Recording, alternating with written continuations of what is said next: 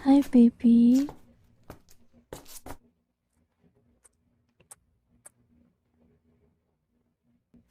Hmm, di ka excited na nakauwi na ako? Para namang pilit eh. Di ka masaya? Parang di naman eh. Baby, napaka-nonchalant naman ngayon. What's wrong? Hmm? What's wrong, baby?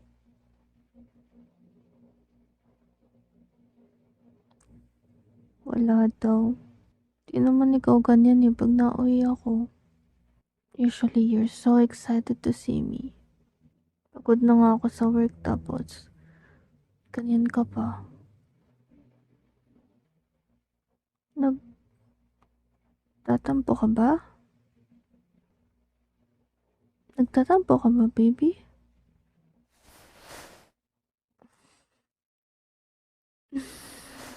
Ay, naku, baby.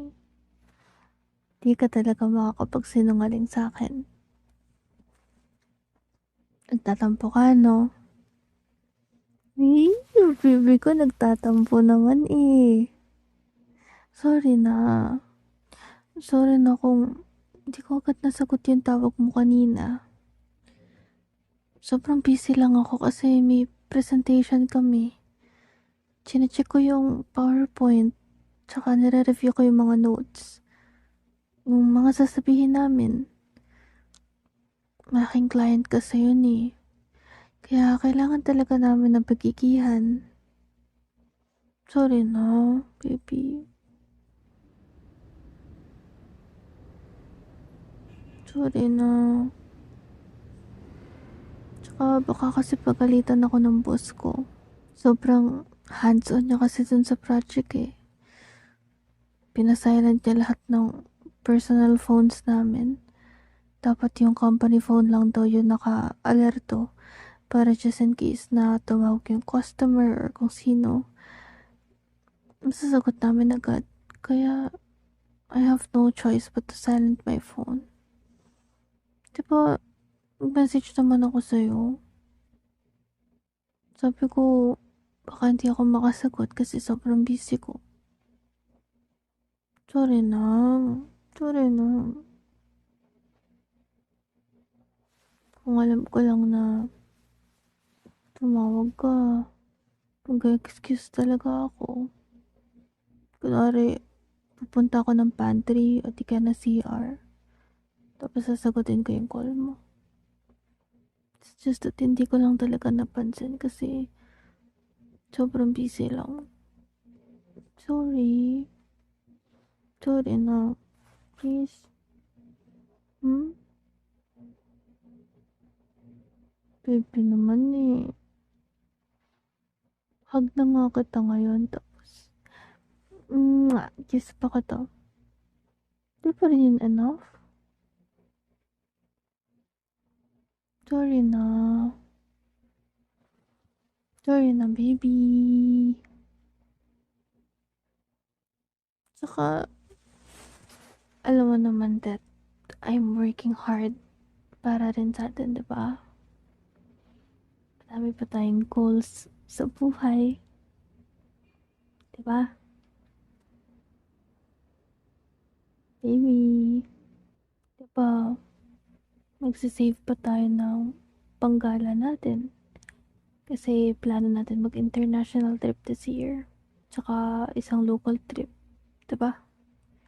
Tapos, balak pa natin kumuha ng kotse. Tapos, soon, bahay naman. Kaya, sorry na. Sorry na, baby.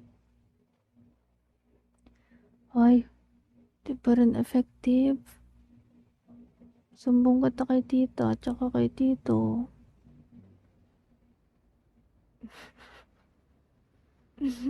Dama yung parents mo? Wala eh. Ayaw ko pansinin ng anak nila eh. Tulog na ba si tito tsaka si tita?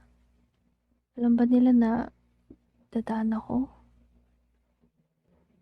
Kaya-kaya ko silang tawagin. Ngayon, sasabihin ko, inaaway mo ko.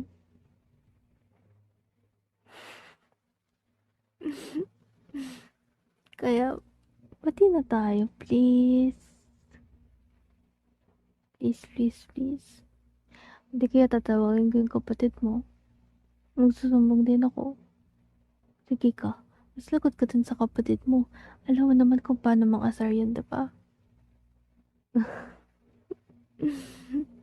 May kita nila yung maangas nilang kapatid. Ayan, no? So sulky. Nakapout pa yung lips. That's not very you.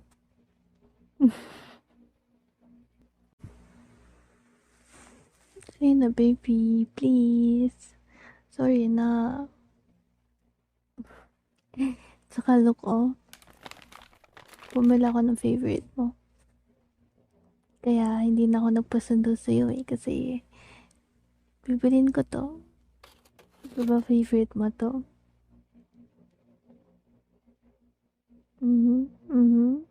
But, di ko bibigay itong uwi ko pag hindi tayo bati. Sige na, bati na tayo. Please. Really sorry. Sorry. Nabusy lang talaga ako so much. Ayoko naman na ignore ko yung calls mo tsaka text and chats mo. Wala lang talaga ang time. Okay. Sorry na. Sorry na.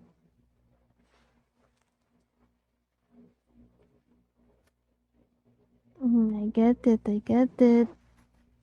Alam ko, kapag 1 to 2 hours lang ako di nag-update, di ka nagagalit. Pero, umabot kasi ng 5 hours. Sorry. Sorry na. Alam ko, baka you're worried. Tapos nag-OT pa ako. Kaya sorry na. Okay. Sorry.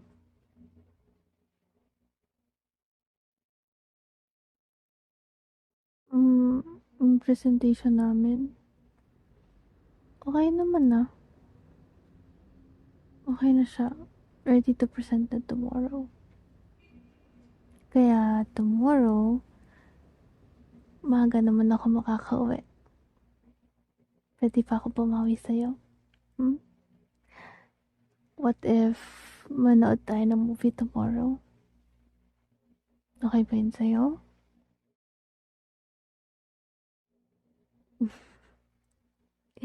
Umuo ka na. Halata naman na gusto mo eh.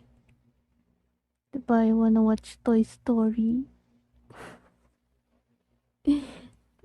Let's watch Toy Story tomorrow, okay? You like that? That's good. Tapos, bibili kita ng popcorn at saka shake. Saka, what else do you want? Gusto mo, bili pa kita ng Toy Story na plushie. Do you want that? Sino bang ulit favorite mo sa Toy Story? Let's find a plushie or a pillow. Okay? I know you like that. Or any merch ng Toy Story. I'll buy it for you, okay? Pambawi ko. Tapos, after natin magsine, mag-dinner tayo. Okay? Kahit ikaw din yung pumili kung saan tayo magdi-dinner, it's fine with me. Kung libre ko? Oo naman, no? Libre ko yun tomorrow. Treat kita. Tsaka wag ka mambibigla, okay? Dati sabi ko, treat ko na. Tapos, ikaw pa rin yung nagbabayad. Let me treat you this time, okay? Ako man ang bahala. Hmm? Okay na? Hmm? Let's have a date tomorrow? Okay. Let's have a date. Hmm. Ibig sabihin ba nun, pati na tayo? Hmm? Pati na tayo? Okay, okay. Come here. Hmm. Wag mo na ako. Pati na tayo, diba?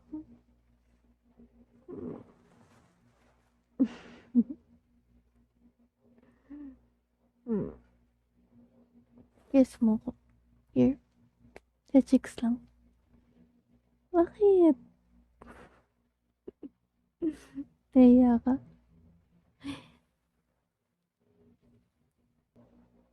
Nasa rooms naman na sila, diba? Rinig pa nila tayo?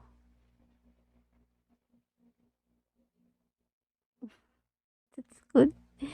Kasi mahihiya talaga ako kapag narinig nila na nagpapabebe yung boses ko.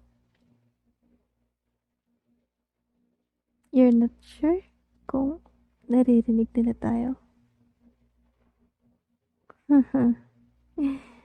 So, narinig nila ako. So, just in case narinig nila tayo, narinig nila na nagpapabebe ako ng boses sa'yo.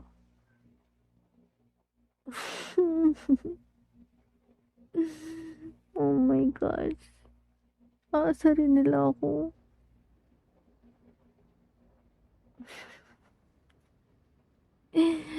Pero at the same time, at least alam nila na tinatrato ka ng tama yung anak nila.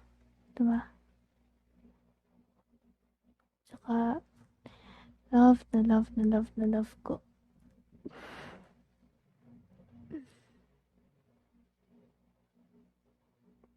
Hmm? Di ko pa nakain? Bakit? Inantay mo pa ako? So, sin pa rin nagtatampo ha? Iniintay ako makasabay mag-dinner. Hmm.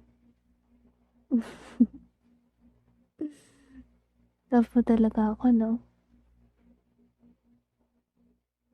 Mhm. Okay, that's it na, okay? Pati na tayo, ha? Pati na tayo, ha? Okay.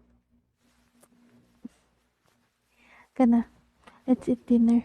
Gutom na ako.